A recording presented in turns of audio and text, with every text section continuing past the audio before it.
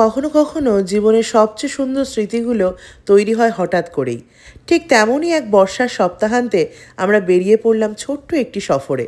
ঘন কালো মেঘ, গন্তব্য এবারে তারাপীঠ আর শান্তিনিকেতন। তবে এই ট্রিপটাকে আরও বিশেষ করে তুলেছিল একটা নতুন অভিজ্ঞতা, আর সেটা হলো জীবনে প্রথমবার বন্দে ভারত এক্সপ্রেস চড়ার অভিজ্ঞতা। ভোরবেলা ঘুম থেকে উঠে আকাশের কালো ভ্রুকুটি দেখে একটু যে মনটা ভেঙে যায়নি এত বড় কথা বলবো না, তবে স্টেশনে পৌঁছেই যেন একটা অন্যরকম উত্তেজনা কাজ করছিল। চকচকে সাদা নীল বন্দে ভারত এক্সপ্রেস প্ল্যাটফর্মে দাঁড়িয়ে। অনেকেই ভাবতে পারো এ আর এমন কি, একটু বেশিই বাড়িয়ে বলছি, কিন্তু বিশ্বাস করো আমার কাছে সব প্রথমগুলোই না ভীষণ সুন্দর আর প্রচণ্ড স্পেশাল। আর প্রতিবারের মতোই তো বাবা এসেছিল আমাদেরকে স্টেশনে ছাড়তে। দেখো, ট্রেনটা কিন্তু এমনি এমনি স্পেশাল না। আশেপাশের সব মানুষরা কিন্তু ট্রেনের দিকেই তাকাতে তাকাতে যাচ্ছে, যেমনটা আমরা করি যতবার অন্য প্ল্যাটফর্মে বন্দে ভারত এক্সপ্রেসকে দেখি।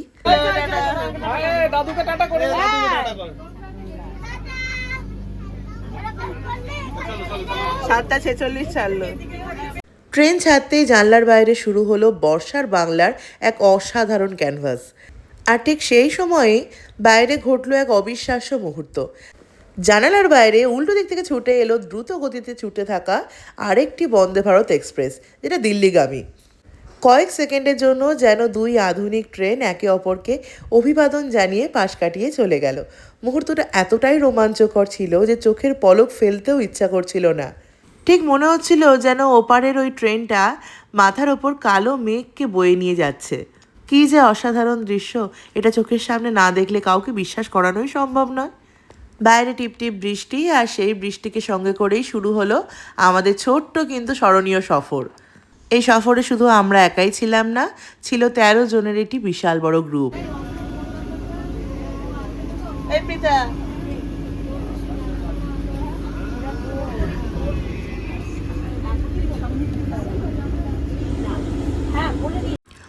একটার পর একটা স্টেশনকে পিছনে ফেলে ঝড়ের গতিতে ছুটে চলেছে আমাদের বন্দে ভারত এক্সপ্রেস। ট্রেনে জানলার বাইরে সবুজে মোড়া প্রকৃতি, ভেজা মাটির গন্ধ আর বৃষ্টি ভেজা বাংলার সৌন্দর্য, মনে হচ্ছিল যাত্রাপথটাই যেন একটা আলাদা গল্প হতে চলেছে।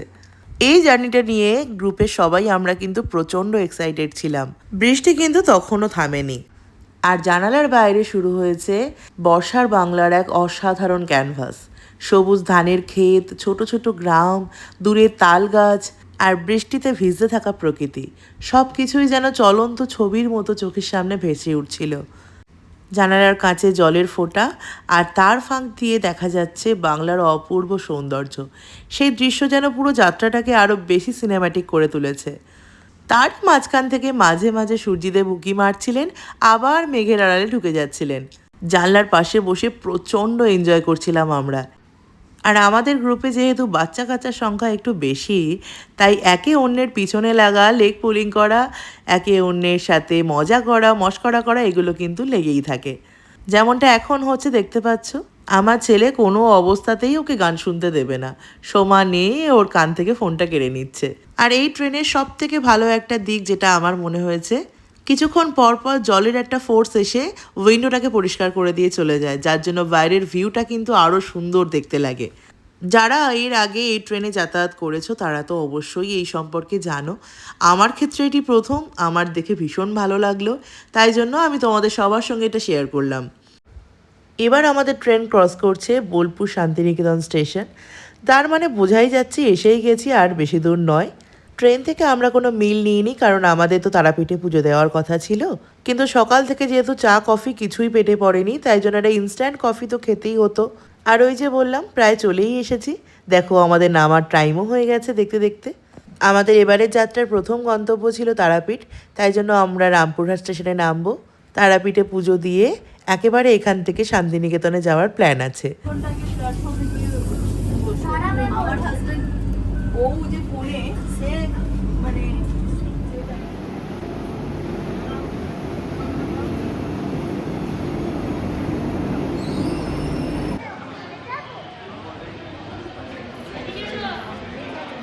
তারাপীঠ স্টেশনের বাইরে থেকেই ম্যাজিক গাড়ি কিংবা অটো যে কোনো একটি বুক করেই তোমরা চলে যেতে পারো তারা মায়ের মন্দিরে।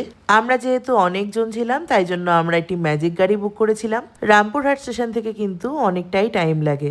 ওই আধ ঘন্টা কি 40 মিনিট মতো সময় লেগেছিল। তারপরেই আমরা পৌঁছে গেলাম তারা মায়ের মন্দিরে। সেখান থেকে প্রথমে ডালা কিনে তারপর মেন মন্দিরে প্রবেশ করার পালা।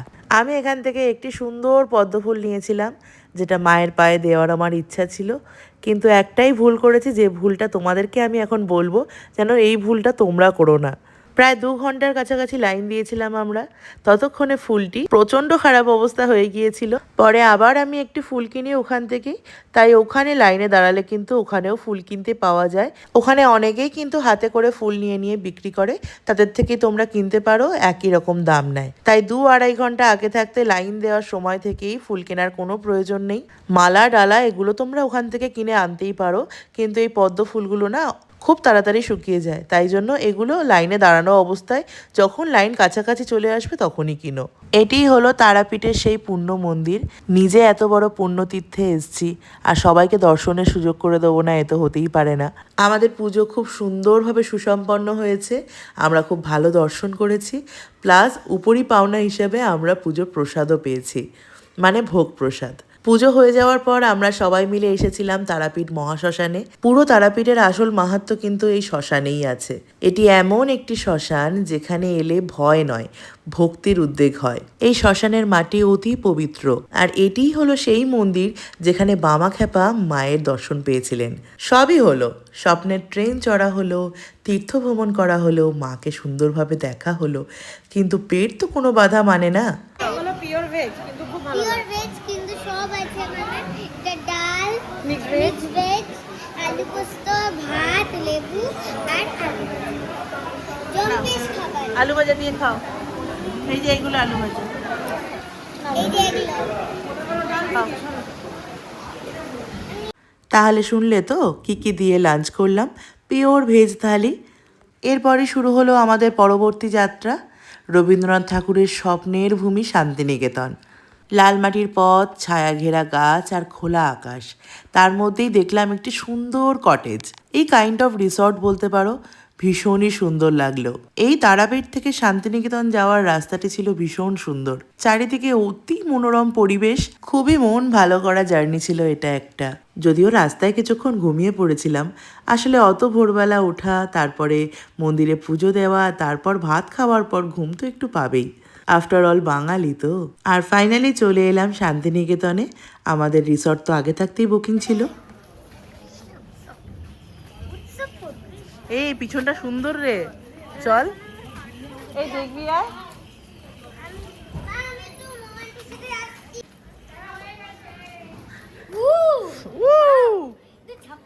এই না না না, প্রাপ্তি মা বকবে।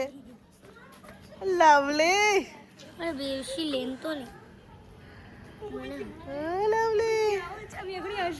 ফার্স্ট ফ্লোরের রুম।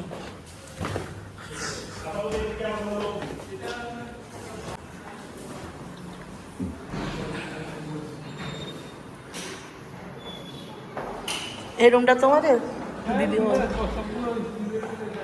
কই খোলো।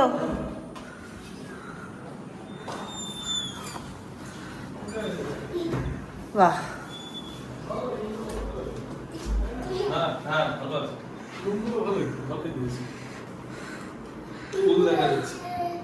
ফুল দেখা যাচ্ছে।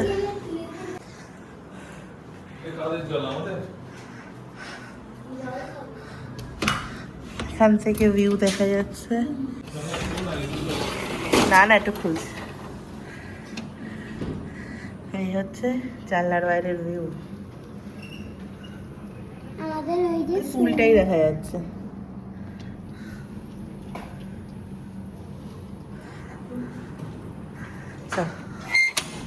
ছাড়ো ছাড়ো।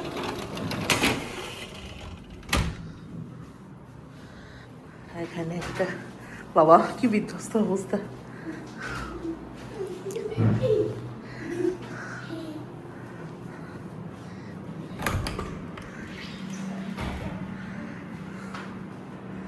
পা ধো, পা ধুয়ে ওঠো খাটে। হ্যাঁ ঠিক। দেখলে এই রুমটা খুবই সুন্দর দিয়েছিল, তো কিছুক্ষণ রেস্ট করে আর ফ্রেশ হয়ে কিছুক্ষণ পর চলে গিয়েছিলাম সোনাঝুরি হাটে। আর আমাদের রিসর্টের সব থেকে ভালো দিক ছিল, রিসর্ট থেকে পায়ে হাঁটা পথে 2 মিনিট সোনাঝুরি হাট, মানে রিসর্টের পিছনটাই সোনাঝুরি হাট। আমরা ওই দুদিনে কতবার যে সোনাঝুরি হাটে গিয়েছি তার কোনো ইয়ত্তা নেই। এই হাট সম্পর্কে নতুন করে বলার আর কিছুই নেই। শান্তিনিকেতনের এই সোনাঝুরি হাট, যেটাকে চলতি মানুষরা খোয়াইয়ের হাটও বলে, এটি খোয়াই অঞ্চলের লাল মাটির প্রাকৃতিক পরিবেশে সোনাঝুরি গাছের ছায়ায় বসে, তাই এই হাটের নাম সোনাঝুরি হাট। এখানে কেনাকাটা তো আছেই, কেনাকাটার পাশাপাশি বাউল গান, লোকসংস্কৃতি ও গ্রামীণ বাংলার আবহ একই সঙ্গে উপভোগ করতে পারবে তোমরা। হস্তশিল্পের অনন্য এক নিদর্শন এই হাট।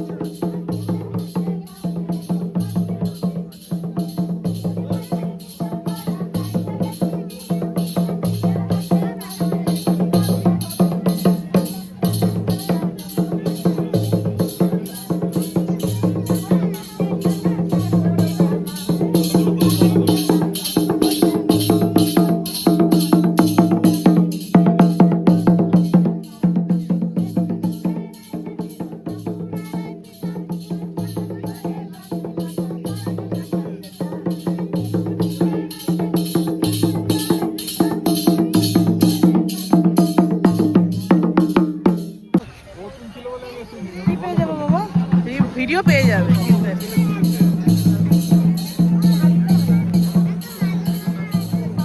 যেহেতু এটা গ্রাম আর সূর্যাস্তের সঙ্গে সঙ্গেই তো হাট বন্ধ হয়ে যায়, তবে আমাদের রিসর্টে এই সূর্যাস্তের পরের সময়টা কিন্তু ছিল অত্যন্ত মায়াবী। আগেই দেখিয়েছি রিসর্টে একটি সুইমিং পুল আছে, তো সুইমিং পুলটায় সন্ধেবেলা আমরা সবাই নেমেছিলাম আর প্রচণ্ড মজা করেছি। একটা গোটা দিনের ক্লান্তি এই একটা সন্ধেতেই কিভাবে যে কোথায় উড়ে গেল ধরতেই পারলাম না। খুব মন্দারমণির কথা মনে পড়ছিল, কারণ এই গ্রুপটাই আমরা মন্দারমণিতে গিয়েছিলাম আর এইভাবেই মজা করেছিলাম সুইমিং পুলে।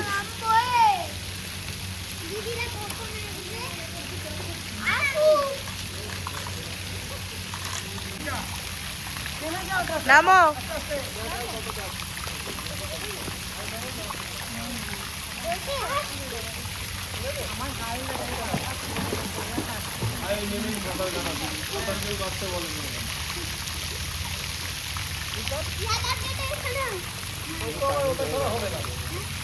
দিদি ফোন করে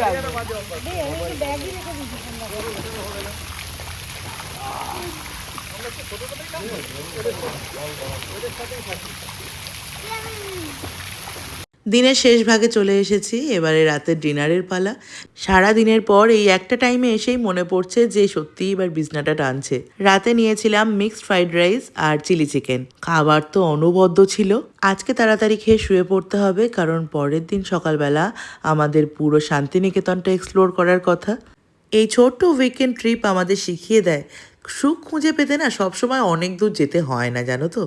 কখনো কখনো না কয়েক ঘন্টা সফর, একটু বৃষ্টি, একটা ট্রেন জার্নি আর কিছুটা প্রিয় মানুষের সঙ্গে সঙ্গই হয়ে ওঠে জীবনের সব থেকে মূল্যবান স্মৃতি। তো আজকের ব্লগটা এখানেই শেষ করছি। দেখা হবে খুব তাড়াতাড়ি নেক্সট কোনো ব্লগে।